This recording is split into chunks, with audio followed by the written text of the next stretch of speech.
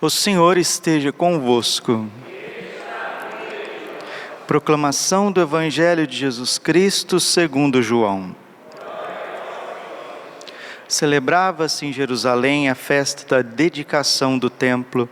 Era inverno. Jesus passeava pelo templo no pórtico de Salomão. Os judeus rodeavam-no e disseram: até quando nos deixarás em dúvida, se tu és o Messias, e dize-nos abertamente? Jesus respondeu: já vos disse, mas vós não acreditais. As obras que eu faço em nome do meu Pai dão testemunho de mim. Vós, porém, não acreditais, porque não sois das minhas ovelhas.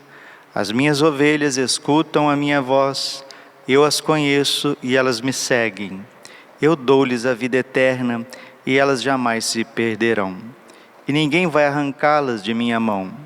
Meu Pai, que me deu estas ovelhas, é maior que todos, e ninguém pode arrebatá-las da mão do Pai. Eu e o Pai somos um. Palavra da salvação. Ave Maria, cheia de graça, o Senhor é convosco. Bendita sois vós entre as mulheres, bendito é o fruto do vosso ventre, Jesus. Santa Maria, Mãe de Deus, rogai por nós, pecadores, agora e na hora de nossa morte. Amém. Vinde, Espírito Santo, vinde por meio da poderosa intercessão do Imaculado Coração de Maria, vossa amadíssima esposa. Podemos sentar um pouquinho. Jesus, manso e humilde de coração. Estamos no mês de maio, mês de Nossa Senhora, mês de muitas graças. O Papa São Paulo VI dizia que o mês de maio é um mês copioso para recebermos inúmeras graças. É um mês onde as comportas do céu estão abertas para nós. Santa Jacinta de Fátima sempre dizia: busquemos a graça e busquemos sempre por meio do coração imaculado de Maria. Afastar-se de Nossa Senhora é se aproximar de Satanás. Quem se afasta de Nossa Senhora está se aproximando do pecado. E a consagração a Nossa Senhora, ela é muito importante para que nós possamos perseverar em meio às lutas desta vida. Quando perguntaram ao Padre Pio por que nós temos que consagrar o coração imaculado de Maria, ele disse fulminante: porque lá é o lugar mais longe da cabeça de Satanás. Nossa Senhora esmaga a cabeça de Satanás. Gênesis capítulo 3, versículo 15. Colocarei ódio entre a descendência da mulher e a descendência da serpente. Esta te esmagará a cabeça e tu lhe ferirás o calcanhar. Jesus está deixando claramente no Evangelho para nós que tem gente que não pertence a Ele. Vós não sois das minhas ovelhas. Quem não é ovelha é bode, é cabrito, é rebelde. As ovelhas no juízo final estarão à direita do pastor, do Rei, Cristo Rei, eterno pastor. Os bodes estarão à esquerda, os revoltados. Jesus está deixando claramente que nem todos são das suas ovelhas.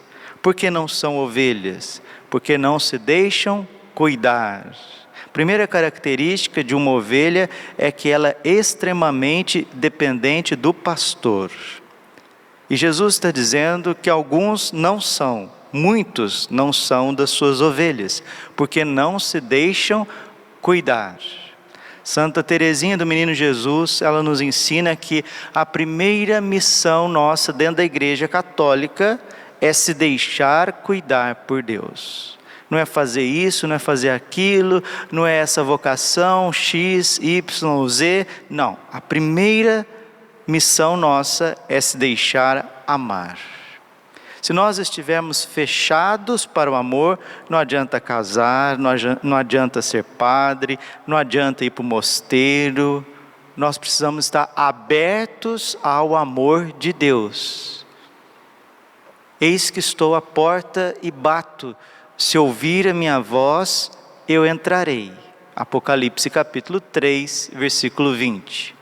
E Jesus está dizendo para nós no Evangelho de domingo, Evangelho do Bom Pastor, e esse trecho agora é repetido aqui na terça-feira, capítulo 10, versículo 22 a 30. As minhas ovelhas conhecem, escutam a minha voz.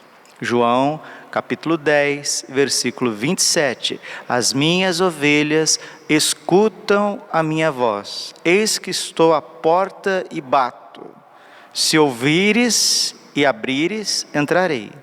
Cearei contigo e tu cearás comigo. E ao vencedor darei a sentar comigo no trono do meu Deus. As minhas ovelhas escutam a minha voz.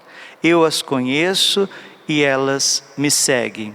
3 características: escutar a voz do pastor, deixar o pastor ir no mais profundo do nosso coração e segui-lo. Santo Agostinho diz que seguir Cristo é imitá-lo. E nós temos um livrinho maravilhoso para meditar durante toda a nossa vida nessa terra, que é a imitação de Cristo. São 4 livros em um. O primeiro livro fala da vida interior. O segundo livro fala como adquirir estas virtudes. O terceiro livro fala da nossa configuração com Cristo crucificado. E o quarto livro fala sobre a Eucaristia. No terceiro livro, livro terceiro, no número 23, vai falar de 4 pontos que nós devemos conservar na nossa alma para não perder a paz. Assim diz o livro da imitação de Cristo. 4 conselhos do bom pastor para você não perder a tua paz. Filho, vou agora ensinar-te o caminho da paz e da verdadeira liberdade. Aí o discípulo diz assim: fala, Senhor, que o teu servo te escuta, porque eu gosto muito de escutar as tuas palavras. As minhas ovelhas escutam a minha voz. Romanos capítulo 10, versículo 17. A fé vem por ouvir a palavra de Deus. Orar, em primeiro lugar, não é falar com Deus, é ouvir a Deus. Deus nos amou por primeiro. 1 João capítulo 4, versículo 20. Nisto conhecemos a Deus, porque Ele nos amou por primeiro. Não fomos nós que amamos a Deus, mas Ele que enviou o Seu Filho para morrer pelos nossos pecados.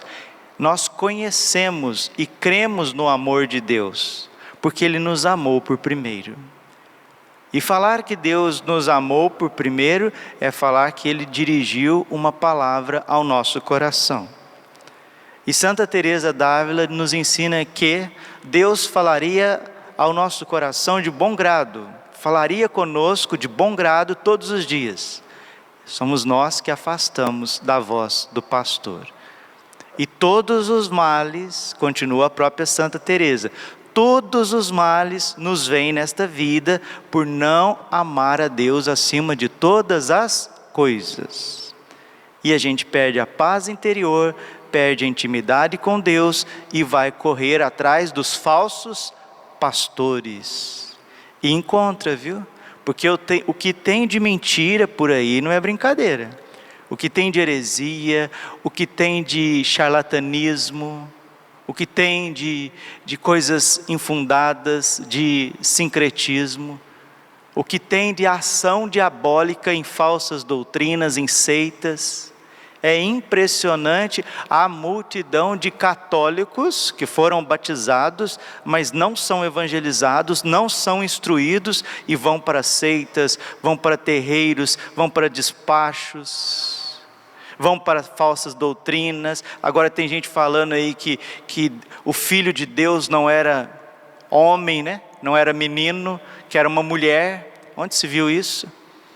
Jesus é homem, verdadeiro Deus, verdadeiro homem, foi circuncidado no 8º dia, mas tem gente falando que o Filho de Deus era mulher, porque Ele veio igualar todas as coisas. É uma mentirada, desculpe gente, são coisas assim que chega a dar nojo, chega a dar náusea, e tem muita gente que segue, tem gente que nega a divindade de nosso Senhor Jesus Cristo em seitas. que se dizem cristãs, mas negam a divindade de Cristo. E a carta de São João é clara: quem nega que Jesus é Filho de Deus, se encarnou com o Pai, eu e o Pai somos um. Está aqui escrito, ó, João 10, versículo 30, Espiritismo não crê na divindade de Jesus, Testemunhas de Jeová não creem na divindade de Jesus, Mormons não creem na divindade de Jesus, todas as religiões orientais não creem na divindade de Jesus, e a palavra é clara, Atos dos Apóstolos, capítulo 4, versículo 12, não existe outro nome dado aos homens debaixo do céu, no qual posso encontrar a salvação, senão no nome de Jesus Cristo, o Nazareno. E quem segue Jesus Cristo é cristão. Atos dos Apóstolos, capítulo 11, versículo 26. Tendo Saulo encontrado Barnabé em Antioquia, passaram um ano inteiro trabalhando juntos naquela igreja e instruíram uma numerosa multidão. Em Antioquia, os discípulos foram pela primeira vez chamados com o nome de cristãos. Cristãos porque seguem Jesus Cristo, e Jesus Cristo é Deus com o Pai e o Espírito Santo. E quem não crê na Trindade, quem não crê na divindade de nosso Senhor Jesus Cristo, anátema sit, seja fora. Gálatas capítulo 1, versículo 6, fora, excomungado, está errado, Jesus Cristo é Deus, heresia é um crime diante de Deus, e nós precisamos, antes de tudo, ter uma verdadeira fé, para ter uma verdadeira moral, porque ninguém vai ter uma vida reta, se não tiver uma fé reta. As minhas ovelhas escutam a minha voz, eu as conheço, elas me seguem. Seguir Jesus é configurar com Cristo na sua única igreja. E nosso Senhor Jesus Cristo está nos dando 4 conselhos aqui na imitação de Cristo, e termino essa homilia. Que nós possamos viver com a graça de Deus, a intercessão de Nossa Senhora, esses 4 conselhos. Quais são, Senhor? Procura, meu filho, fazer antes a vontade dos outros do que a tua. Segundo, contenta-te com o pouco e estima sempre ter menos do que ter mais. Terceiro, busca sempre o último lugar e gosta de ser inferior a todos. Quarto, deseja e pede sempre a Deus que se cumpra em ti inteiramente a divina vontade. Quem assim trabalha está no caminho da paz e do descanso e da liberdade interior. Deixa que os outros tenham razão. O que a imitação está dizendo aqui? Você está discutindo, você está ali querendo colocar um ponto de vista dentro de casa, esposa, amigo, deixa. Ah, mas ele está errado, padre, está errado. Deixa, se ele está errado, se ela está errado, não depende de você. A pessoa está errada por si mesma, não depende de você. Você está tentando iluminar, ela não quer ouvir, deixa, para você não perder a graça de Deus. Segundo, com as coisas, contentar ter menos do que ter mais. As pessoas querem ter cada vez mais, nunca estão satisfeitas, perdem a paz. Terceiro, buscar o último lugar. O que significa buscar o último lugar, padre? Deixar de competir com as pessoas, não querer ser melhor do que os outros. Padre Léo sempre dizia, nós não temos que ser melhor do que os outros, nós temos que ser melhores para os outros. Nós temos que dar o melhor de nós mesmos, mas tem gente que vive numa eterna competição, querendo buscar sempre mais, e querendo estar ali competindo com o irmão, com a cunhada, com a nora, com a sogra, com o amigo, com o confrade, e está competindo, é porque eu faço isso, ele não faz. Olha o que tem disso dentro da igreja católica, vocês não fazem ideia. Então buscar o último lugar. Santa Teresinha do Menino Jesus, ela dizia, gosto do último lugar, porque aqui ninguém vai brigar comigo para ocupá-lo. É assim. No último lugar você encontra Jesus Cristo.